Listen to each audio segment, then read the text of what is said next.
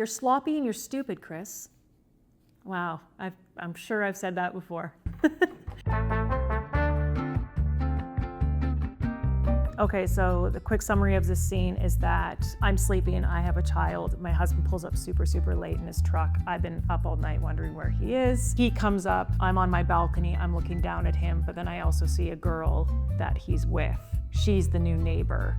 So I am now suspicious that there's this, small blonde that has pulled up with my husband. So if I was to dive in and I guess relate to this character, first of all, same age, 30s.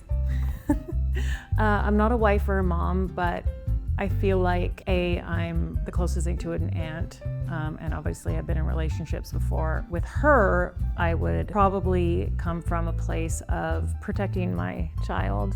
I think we all kind of deal with insecurity, so I'd probably write something about that, or maybe she's been hurt before, so I kind of write like a backstory about Casey, go like, oh, she had a relationship before this, and I would write something down about how it was pretty awful before she had her kid with this guy, and then this guy came along and kind of love bombed her and promised her the world, and things actually have been quite good, but then things, kind of roll into something else, and so she doesn't know if it's like her insecurity or if it's actually happening.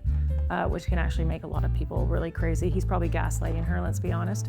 And so I would write like a backstory of that, which can actually be anything. And then I would write like what he's doing to kind of like get her to this like sharp edge, what's bothering her, different words. And that's what I do for emotion is I pick certain words. Honestly, I can see this and it already makes me trigger.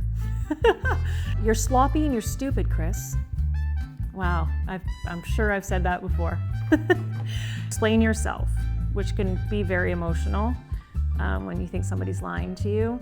He's begging, Nicole, it really didn't go that far. How far did it go? We just made out a little, just kissing, which is, it's obviously really hard to hear. And I think you don't have to go by, for me, if it was Nicole in my own life, I would probably like write some stuff down where I can feel that I can relate to this. And then I pick those words and I write on those words. They can kind of trigger these thoughts or these feelings or that you can kind of bring out in the scene. And sometimes it just happens automatically. I would think about like what she wants and what she wants out of this and what she's fighting for.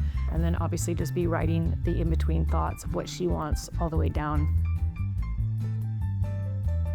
My self-tape, I tape everything in my house, just have a backdrop that I set up. Again, I would look at the blocking, and then, for example, in this scene, they're having a fight and she confronts him. I would set my camera up in front of me. I would have him to the left of the camera. I try not to put anyone too close to the camera because I feel sometimes that it looks like you're looking down the lens. Even in the scenes where she's angry, you still have to go somewhere with it, so I always try to kind of like go up in the scene. One thing with the emotional scenes and stuff like that too, like looking away and all that is great, but like in my tapes and the stuff that I do, I think that it's key when you're in these emotional scenes is to look at the person that's lying to you. And because nobody ever wants to look at you when you're confronting them, right? Cassie wants to see your eyes, and so I always think about that as well. I know in my stuff that I'm not afraid to go big. Like I think sometimes people think like if it's big and it's natural, then and you're coming from a real place, then it's not gonna look cheap, I guess, or like tacky or not real or overacting. Something I've learned in the past just of being in class. Yeah,